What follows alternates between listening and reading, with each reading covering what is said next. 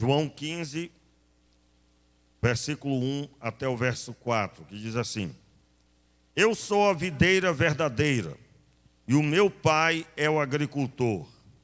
Todo ramo em mim que não dá fruto, ele o corta, e todo ramo que produz fruto, ele o poda, para que produza mais fruto ainda. Quanto a vós, já estáis limpos por causa da palavra que vos tenho falado. Permanecei em mim, e eu permanecerei em vós.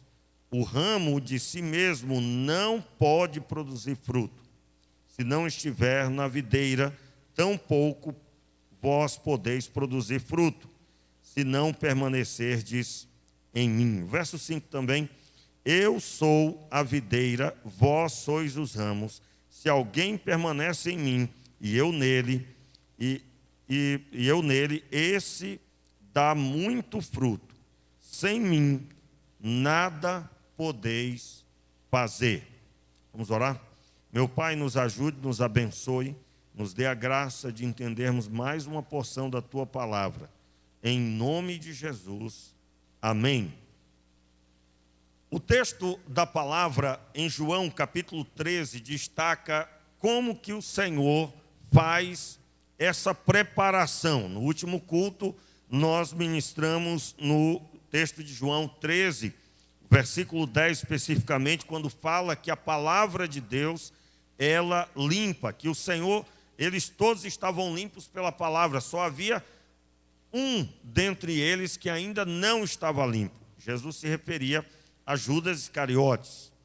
E especificamente o texto, quando ele, no verso 2, diz que o Senhor poda, ele corta o galho, então ele limpa o galho que dá fruto, para que dê mais fruto ainda.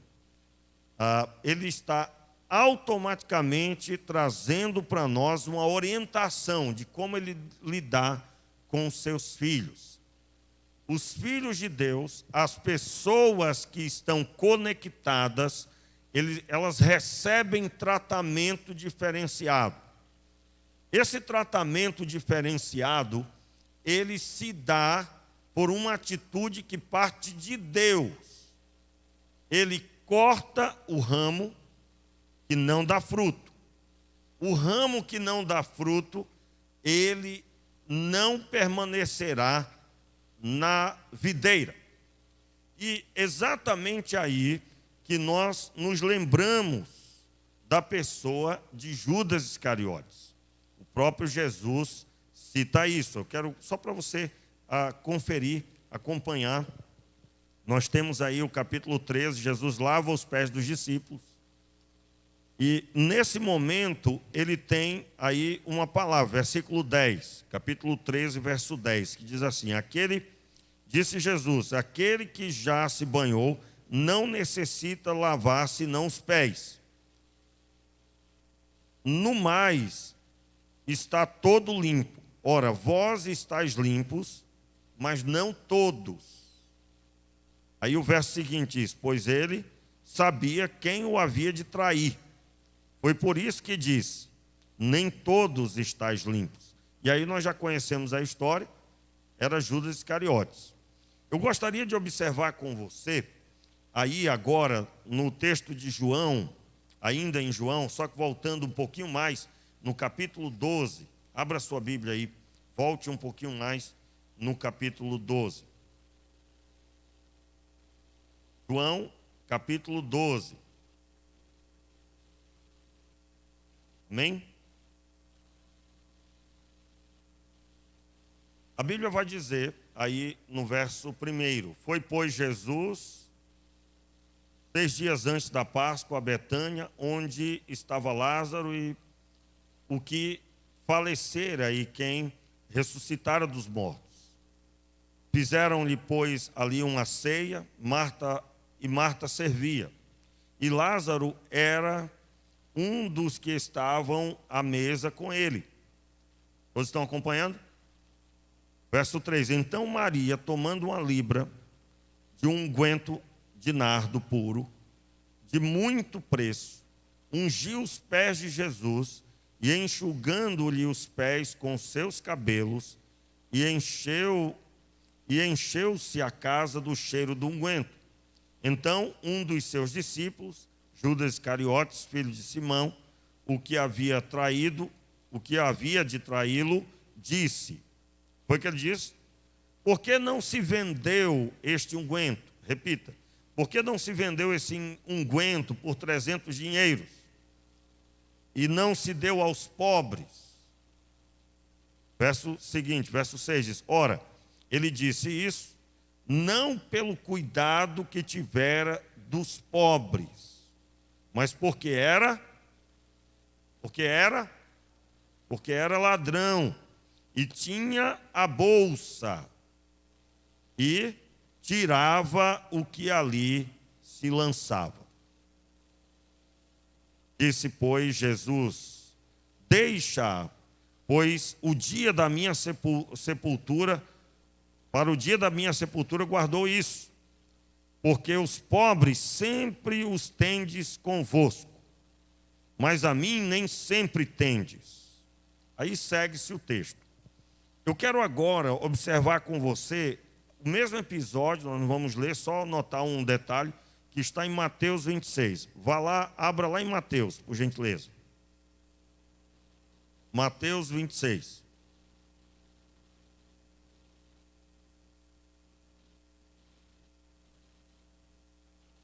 Mateus 26, logo aí, a partir do verso 6, você vai encontrar aí o jantar em Betânia, não é isso?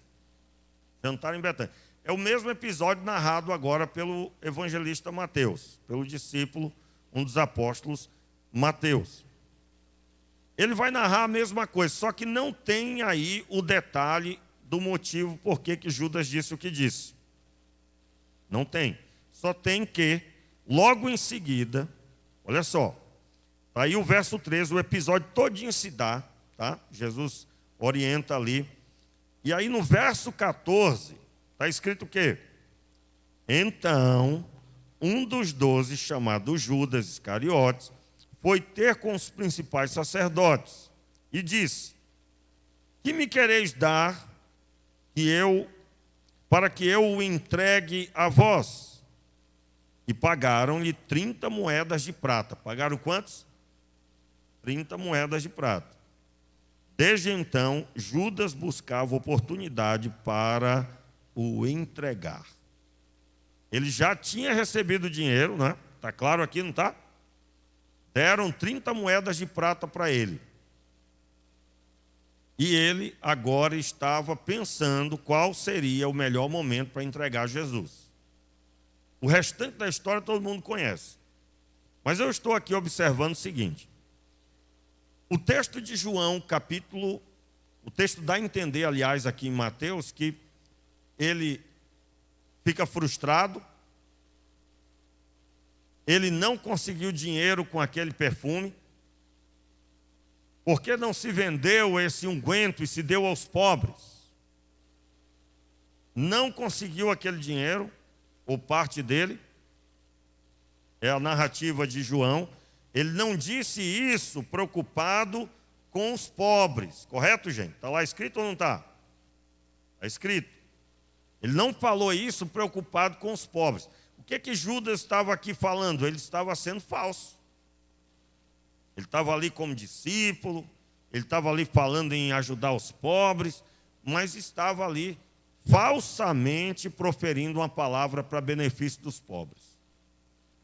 Irmãos, eu vou abrir um parênteses aqui. Vou falar de um outro assunto, mas é o mesmo assunto, mas só para deixar claro que não foi com esse objetivo que eu estou pregando. Eu estou pregando já alguns cultos eu estou chamando essas pregações de segredo das primícias. Ou segredo da videira, desculpa, emendei agora. Eu estou chamando essa série de segredo da videira. Por quê? Porque no capítulo 15 tem muito material para nós conhecermos. E por que eu estou chamando de segredo? Tem até um livro com esse tema, inclusive. Eu estou chamando de segredo porque esse ensino é para nós. E ele vai gerar em nós maturidade. Essa maturidade, só para você ter uma ideia, você sabia que, pela visão das pessoas, todo mundo tem que dar certo? Nós temos falado sobre isso aqui. A Bíblia não promete que todo mundo vai dar certo, mas diz que aquele que crê genuinamente. Mas a pessoa crer é uma outra história, nós não podemos ver. Nós não sabemos o que é que se passa no coração das pessoas. Não sabemos. Aí qual é o assunto aqui, né? Que eu vou, de certa forma, sair do assunto, mas considero que é o assunto, porque fala daqueles que serão cortados da videira. Quando Deus vem e corta da videira, a maior parte dos crentes não aguenta no nosso tempo. Não aguenta. Gostaria que Deus tivesse dado um jeito até em Judas. Se você ler capítulo 13, você vai ver que o Senhor diz para Jesus assim, aliás, Jesus diz para Judas que ele deveria ir fazer o que ele tinha no coração. Quando ele sai dali, o diabo entra nele. E agora havia um tempero chamado Satanás. Ele já tinha um propósito no coração, demonstrando a maldade do coração de Judas. Nós estamos, eu não vou citar nome, mas nós estamos, vamos dizer assim, para todo mundo ver, foi narrado a primeira vez. Não sei se você vai lembrar. No período em que havia um certo pagamento de propina, foi filmado pela pessoa que pagou a propina, e no final as pessoas que receberam a propina oraram ao Senhor agradecendo. Quem lembra? Já faz, eu acho que 10 anos isso. Eles fizeram uma oração, era tudo crente. Tudo crente. Terminou, não lembro mais direito como é que se desenrolou depois, mas estava todo mundo preso depois. Aquilo foi, talvez, a primeira vez que foi visto alguém utilizando da fé para fazer o mal. Rede nacional. Atualmente, nós estamos vendo o caso de uma pessoa, cantora e pastora, e que o marido foi morto. Pastor, o senhor está a favor ou contra? Não, irmão, sou a favor da palavra de Deus. Preste atenção. Se uma pessoa, membro dessa igreja, membro de uma igreja batista, melhor dizendo, né? Porque senão vai pensar que é eu, né? Ela for presa, ela não pode ser desligada do rol de membros da igreja até o julgamento finalizar. Quando o juiz bateu o martelo, ele viu todas as provas e ele entendeu que a pessoa é culpada. Irmãos, dependendo da repercussão, eu vou marcar um culto administrativo para o outro dia da sentença. Se isso acontecesse com a gente aqui, alguém aqui da igreja. Pastor, mas tem que excluir logo de cara. Claro que afastar das funções, teria que afastar, né, a pessoa, mas não excluir do rol de membros. Por quê? Porque a lei diz que até que se prove o contrário, todas as pessoas são inocentes. E aí eu já vou dizer para você que já correu para dizer que a pessoa como é que pode, a pessoa falsa dessa, e você já matou já uns 3, tinha que sofrer, tinha que acontecer. Meu irmão, cuidado, cuidado, cuidado, porque se Deus fosse com essa marca com você, você não estava nem vivo. Quantos aqui não estavam vivos? Irmãos, pelo menos a metade, né, reconhece isso. O resto está todo mundo santo. Todo mundo vai ser arrebatado primeiro. Você não entendeu o que eu estou dizendo, não? Olha só. Se a pessoa que diz isso, se ela já bateu o martelo, sem deixar o juiz olhar e bater o martelo, ela já bateu, os irmãos estão entendendo? Ela já disse que matou, já disse que... Alguém aqui teria coragem, irmãos, agora, hoje, de dizer que José era criminoso? Alguém teria coragem? Ninguém, né? Por quê? Ele não era. Mas ele foi preso ou não foi? Foi preso. Por isso, irmãos, eu tenho até medo de quando alguém chega perto de mim, dizendo assim, aonde há fumaça, há fogo. Eu já olho assim, já fico percebendo, digo, rapaz, se fosse eu, estava dizendo isso de mim, ó. Aonde a fumaça é fogo. Quem aqui já ouviu alguém dizer isso? Se foi você, deixa para lá. Ó, receba. Aonde a fumaça há fogo. Eu pergunto. José foi acusado de adultério. E o adultério era com a mulher do patrão, do dono dele. Ele era escravo, pior ainda. E ele terminou preso. Se José tivesse vivo hoje, fosse hoje aquele episódio, ele era um adúltero e um cabra safado. Era ou não era? Na boca dessa pessoa. Ele era um adúltero e um cabra safado. E ainda iam dizer assim, mata. Ele era um adúltero e um cabra safado? Ele era, irmãos? De verdade? Não. Não era.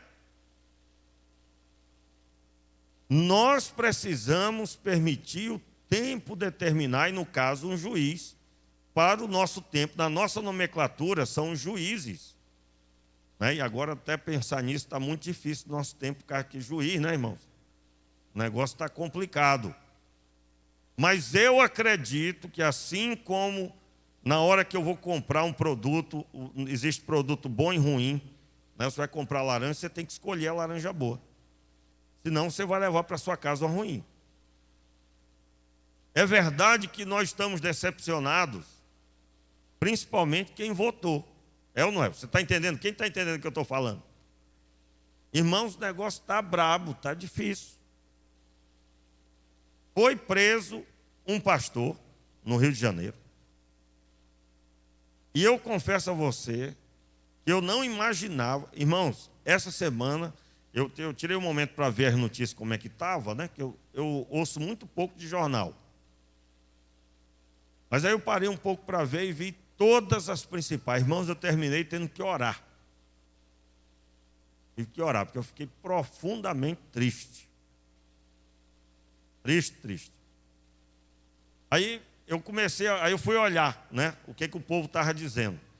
Tinha gente sábia, que eu considero até sábia pessoa inteligente, já sentenciando todo mundo. Aí eu estou falando agora da pastora que está sendo acusada de matar o próprio marido. Irmãos, eu acredito que tem gente que já rodopiou nos louvores dela, se é que você me entende, e já rodopiou também pedindo a cabeça da pessoa. Pastor, o que o senhor pensa sobre isso? Eu estou falando para você. Irmãos, há dois fatores que eu tenho que pesar na Bíblia, que eu tenho que observar. O primeiro já disse que é José. José era inocente e ele foi exaltado porque era inocente. Quem é que era o pior pecador da terra na visão dos judeus? Jesus. Mata.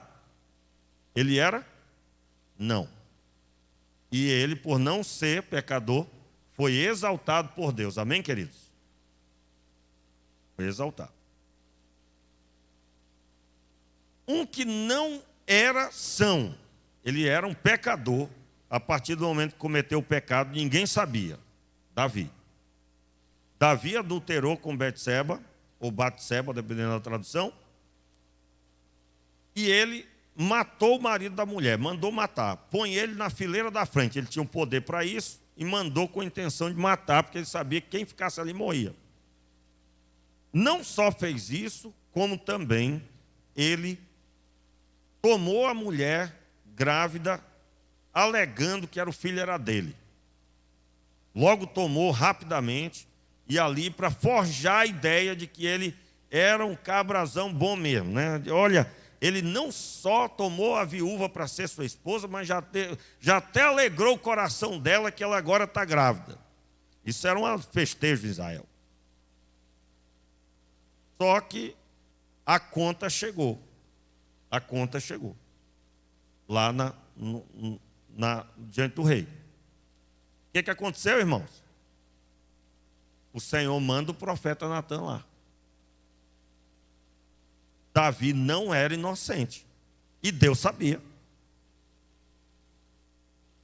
Num tempo daquele, era Deus que ia tomar de conta mesmo. Não havia o que nós sabemos que tem hoje. Um sistema de justiça que investiga e, baseado nas provas, monta o processo e depois encaminha para um tribunal no final da história. Aí Deus levanta o profeta e diz lá, ó, tu fizeste isso, tu és um pecador. E o texto mostra, você pode ler lá em 1 Samuel, 2 Samuel, aliás, capítulo 11, o pecado dele e depois o confronto. Você vai perceber que Deus não pega leve. Deus não pega leve com quem peca e persiste em pecar. Quando chega o tempo de cobrar a dívida, Deus vai bater com força. Como é que foi no caso dele? O Senhor disse pelo profeta, por causa disso, a espada nunca mais se afastará da tua casa. Ele chorou amargamente a morte de Absalão, ficou sem autoridade na casa dele, ficou destruído por dentro. Isso aí dá mensagem para perder de vista. Só que ele era uma pessoa de Deus, irmão. E aí fique esperto você que está no óleo na unção, tá? Porque ele era um homem de Deus, mas que quebrou a regra, olhou para a mulher que não lhe pertencia, desejou e mandou trazer para ele. E o texto diz que ela engravidou disso, e aí todo o mal começou. Você que é de Deus, você tem experiência com Deus, glória a Deus e aleluia, meu querido. Mas a regra será aplicada do mesmo jeito. Quem é que aplica? O próprio Deus. Ele não deixa passar barato. Não deixa. Tá? Uma das principais regras aí que até hoje Deus é enfático. Pessoa matou, não foi presa, fugiu, ninguém sabe. A morte vai perseguir essa pessoa. E quem é que vai ordenar isso, irmãos? Deus ou o diabo? Quem é? Se você ficou em dúvida, você tem que estudar na Bíblia sobre a soberania de Deus, tá? Porque existem pessoas que acham que todo mal que acontece é o diabo. O mal que acontece é Deus que permite que aconteça. Quem tem a rédea geral é Deus. Eu já disse aqui o que é que eu penso, claro que baseado na Bíblia, sobre o estado do Rio de Janeiro. O estado do Rio de Janeiro, meu irmão, eu estou dizendo isso no temor do Senhor, por quantos anos bateu no peito dizendo que é o melhor estado do Brasil, que é o melhor lugar, que é a terra do carnaval, que por quanto tempo se ouviu o pecado sendo levantado como a melhor coisa do mundo e para as nações. Porque a propaganda lá fora, eu acho que você lembra, a propaganda Brasil, aí entra um monte de mulher seminua dançando samba, sambando lá, de alguma escola de samba. Nada contra, não estou falando da escola de samba. Eu entendo que cada um vai se convertendo e Deus vai falando que deve deixar. E ou produzir agora algo para Deus com a música, que a música não é do diabo. Tá certo? Seja rock, seja samba. Tudo isso partiu do homem que Deus criou e criou com criatividade. E deve ser dedicado a Deus. Mas todo esse jeito de demonstrar, no Brasil fora dele, se quisesse demonstrar, isso aconteceu em Olimpíada, não na Olimpíada propriamente dita, mas na hora da festa de se alegrar com ter ganhado para a Olimpíada, você vai ver sempre essa marca, e a marca simbolizando o quê? Tanto é que teve um dia que uma pessoa que veio da Europa, faz tempo já, eu acho que já tem uns 15 anos isso, a pessoa veio da Europa e começou a tirar a roupa no aeroporto. Quem lembra disso? Ela começou a trocar de roupa lá no aeroporto, não foi nem para o banheiro. Ninguém lembra disso, gente? Era um europeu, ele tirou a roupa e trocou a roupa ali mesmo no saguão ele foi preso, atentado ao pudor. Aí foram chamar alguém para falar com ele. Eu digo, mas por que você fez isso? Não, aqui não é normal isso. Ele estava ali, não, para que eu vou no banheiro? Aqui é normal a pessoa fazer esse tipo de coisa. Você sabia que o Brasil, durante muito tempo, eu creio que agora está mais difícil, o Brasil era campeão de turismo sexual. O que é o turismo sexual? Você traz lá uma multidão de turistas já com o destino certo para se prostituir aqui dentro. E o estado do Rio de Janeiro tem coleção de fazer isso lá fora. O Brasil vendido como um lugar de prostituição. A terra do futebol ou a terra do samba. Faz-se tudo até, por exemplo, você sabe que não era para ter tido carnaval esse ano. Quantos aqui já sabem disso? Não era para ter tido carnaval, mas não pode perder o dinheiro. Não pode. O carnaval gera muito dinheiro, não sei para quem, mas gera muito dinheiro. Para quem, meu irmão? Para quem? Pastor, o senhor precisa estudar. Não, irmão, eu acho que é você que precisa estudar. Entenda. Se eu já falei várias vezes, pregando aqui. Você acha que a conta não ia chegar, não? Você conhece algum estado de algum país que tem 5 governadores que já foram presos ou estão presos? Você conhece? E tudo indica que agora vai completar agora o recorde. Tudo indica. Irmãos, olha só. Nesse momento agora, eu estou falando e está sendo exposto tudo isso na internet. Você pode esbravejar, pode discordar, pode me xingar nos comentários. Mas não pode negar que não existe um lugar no mundo que os governadores dos últimos 20 anos, 30 anos, foram trancafiados. Aliás, se for procurar saber, não tem nem... Eu acho que o segundo lugar não é 3 pessoas que foram presas, governantes presos, do mesmo lugar, um após o outro.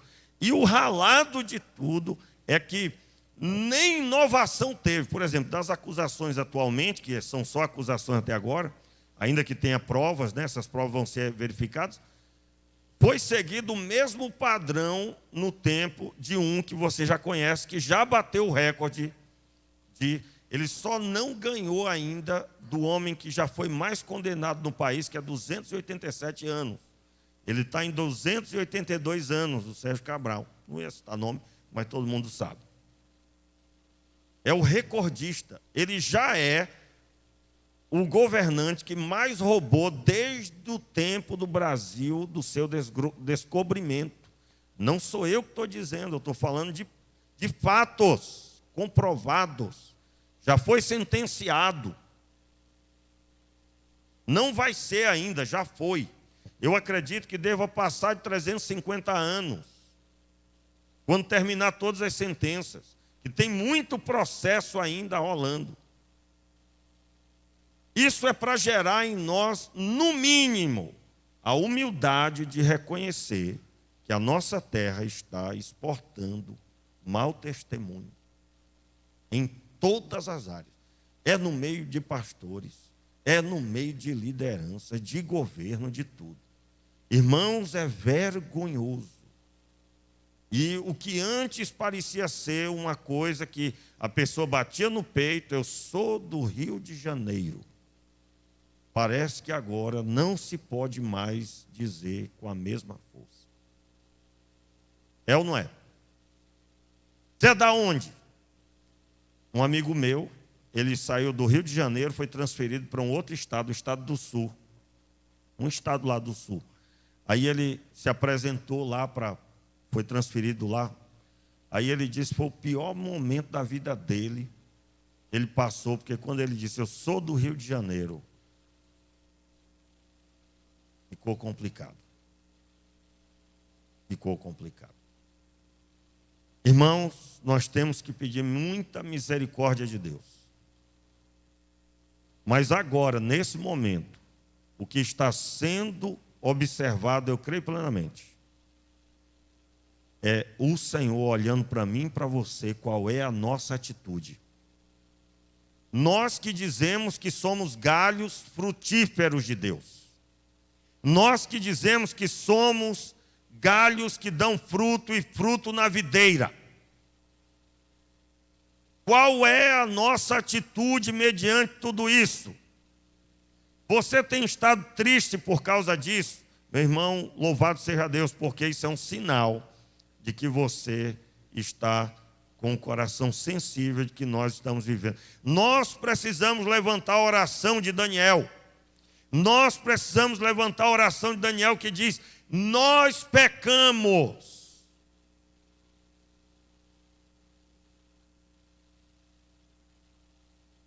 Meus irmãos, você tem uma ideia da quantidade de pessoas que está a caminho de se desviar, dado esses maus testemunhos e aquilo que ainda não foi provado, mas que por muitas pessoas já é o suficiente para a pessoa se desviar.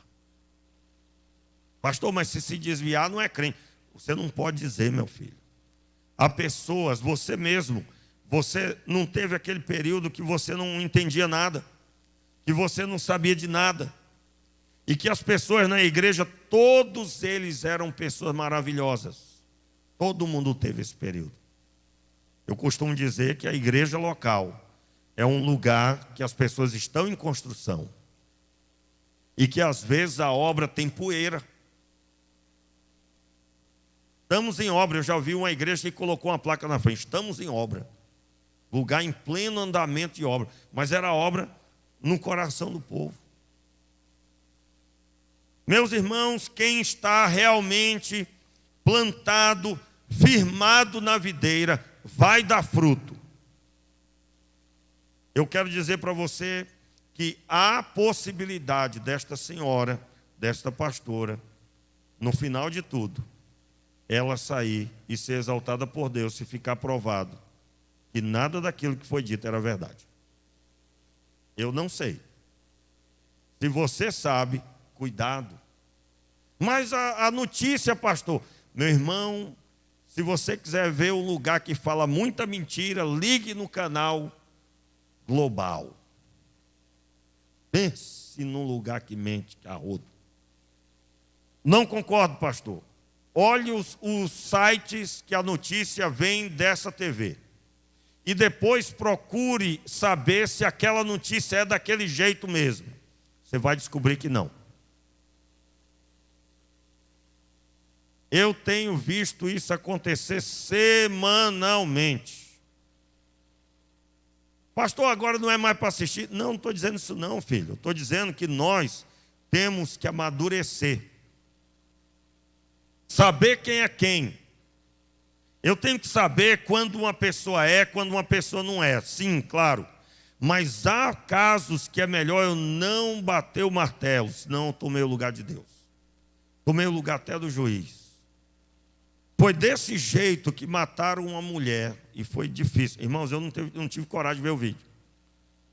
Você lembra daquela mulher que mataram linchada? Porque alegaram que ela era a mesma mulher que saiu no jornal, no retrato falado.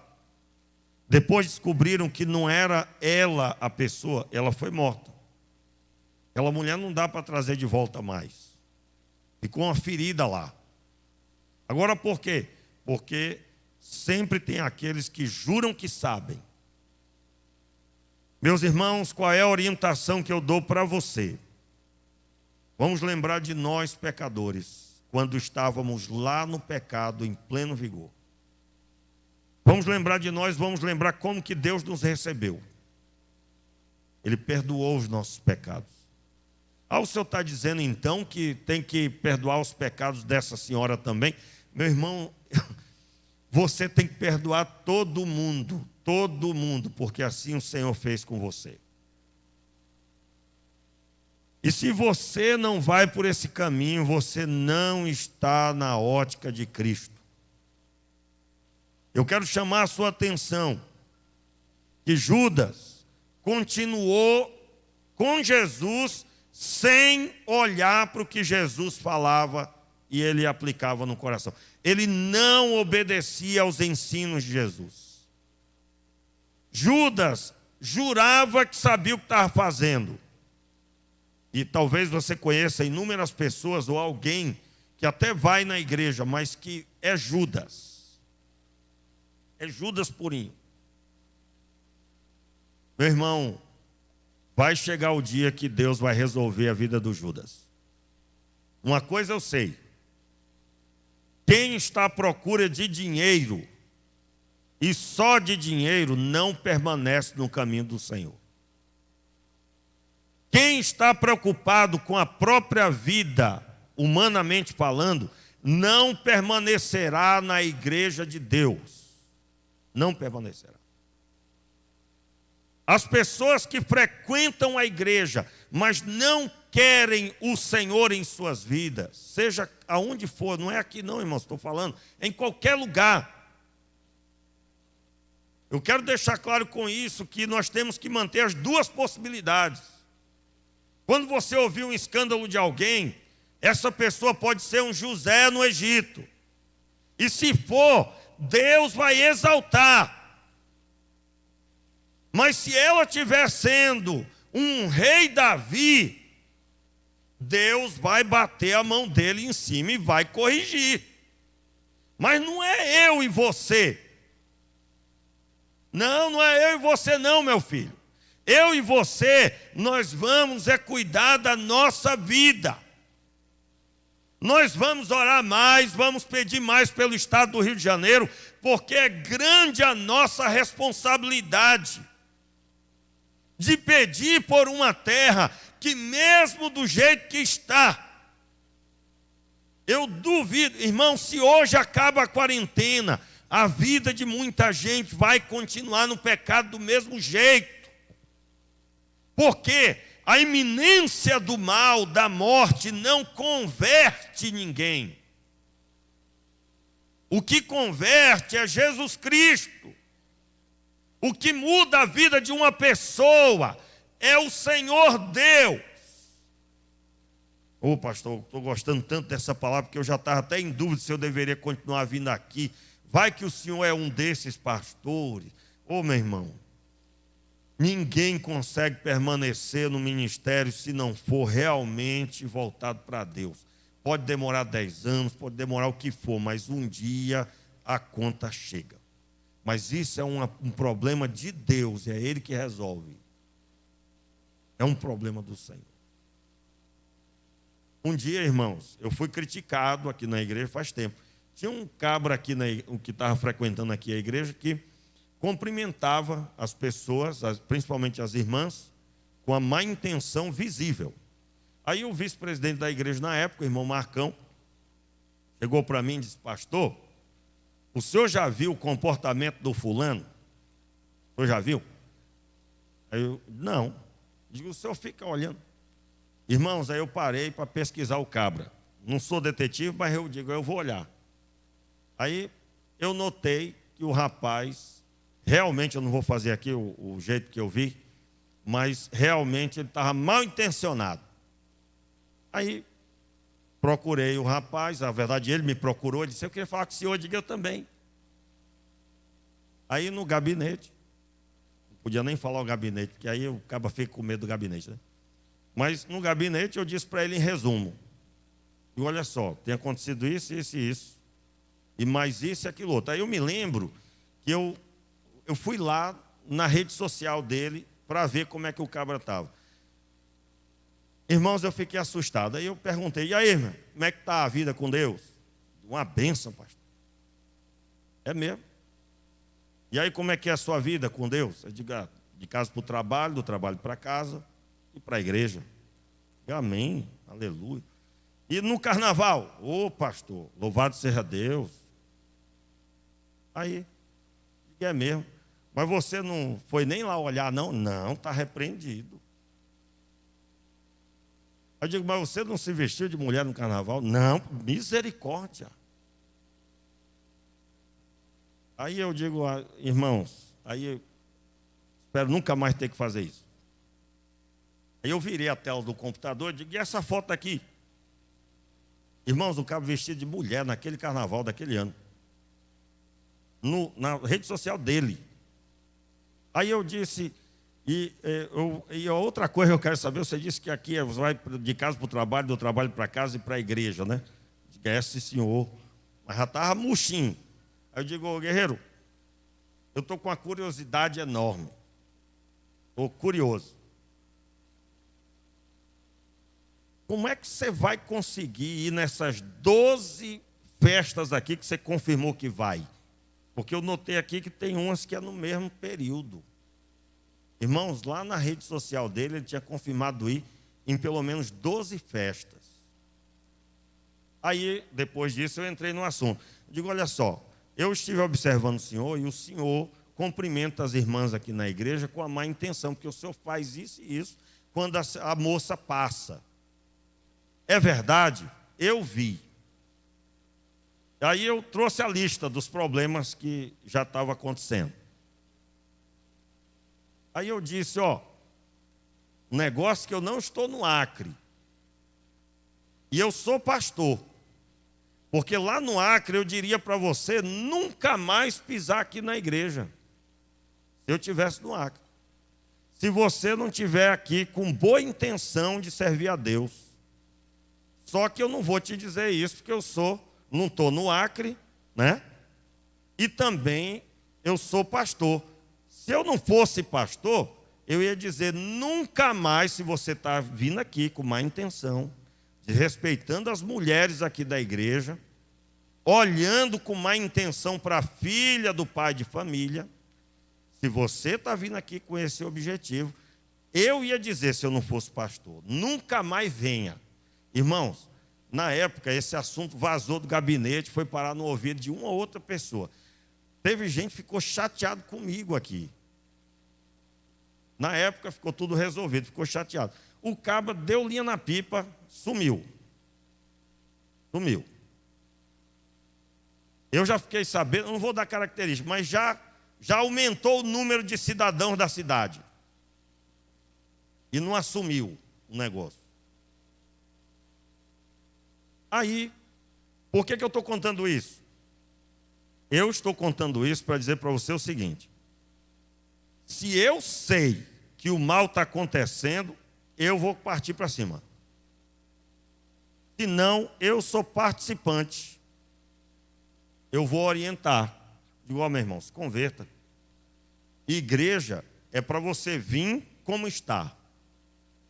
Mas você não vai permanecer como está se você abrir o seu coração.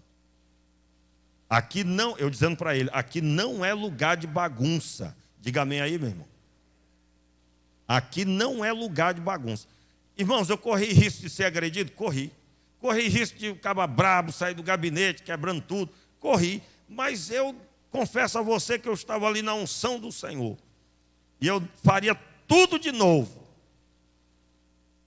Porque eu entendo que nós, como crentes, nós não vamos apoiar o erro. Nós não podemos ter compromisso com o erro.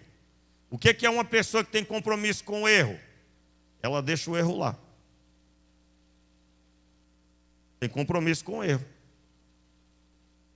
Nós entendemos, pela palavra, que quem não dá fruto terminará sendo cortado. Mas eu creio em Deus, que você é um galho que dá fruto. E se não, meu irmão, reconheça a sua condição. Como que você veio lá de fora? As práticas velhas ainda existem na sua vida? Você veio para Cristo e você ainda permanece da prática antiga? Você ainda pratica as velhas obras? Não foi assim que Jesus ensinou. E se eu não reconhecer minha pequenez, minhas falhas, é diante de Deus, irmão, não é diante do pastor, não é diante de alguém aí que está perto de você, não é aí na sua casa, no seu quarto, fechando a porta, quando você está, aliás, é aí, quando você está a sós, em primeiro lugar, que você deve fazer isso. Mas eu estou citando assim, que não adianta você pedir ajuda das pessoas, se você não estiver genuinamente com o coração quebrantado. Pastor, como que eu consigo isso? Busque a Deus e peça para Deus transformar a sua vida. Meus irmãos, eu vou dizer para todo mundo que está em crise, tudo que nós estamos vendo hoje, Jesus disse que aconteceria. A fé de muitos esfriará, só se você não estiver conectado com o Senhor. Eu disse aqui que eu fiquei triste, sim, mas em oração eu resolvi a minha tristeza. Porque quando eu olho para o homem e vejo a destruição, eu olho para o trono e Deus continua lá. Ele continua ordenando sobre os céus e a terra. E que Deus tenha misericórdia de nós. Que Deus nos dê sensibilidade, que nós sejamos ligeiros para nos ajoelhar diante de Deus. E nós precisamos muito, irmãos. Nós precisamos demais. Deus tenha misericórdia do nosso estado. Nunca se viu o problema, como se o coronavírus fosse pouco. Problemas são iminentes. E eu estou dizendo isso para você dobrar o seu joelho em nome de Jesus. Fique de pé no seu lugar. Feche os seus olhos. Meu Pai, em nome de Jesus, põe a mão aí no seu coração. Pai, é no nome de Jesus que nós oramos agora pedindo misericórdia sobre as nossas vidas. Não nos deixe, Senhor, tomar o lugar do juiz na terra. E também do Senhor nos céus. Dai-nos sabedoria, que o temor de Deus venha sobre nós, que nós venhamos tomar mais cuidado com a nossa vida, que nós venhamos a tomar mais cuidado com a nossa vida espiritual. Meu Pai, tira de nós toda altivez, toda soberba. Tira, Senhor, essa soberba que há no nosso estado. Tira toda dureza de coração no estado do Rio de Janeiro. Traz o quebrantamento para a salvação, Senhor. E que nós venhamos a dizer que essa terra é linda sim, porque Deus criou. Meu Pai, tenha misericórdia. No nome de Jesus nós oramos. Amém.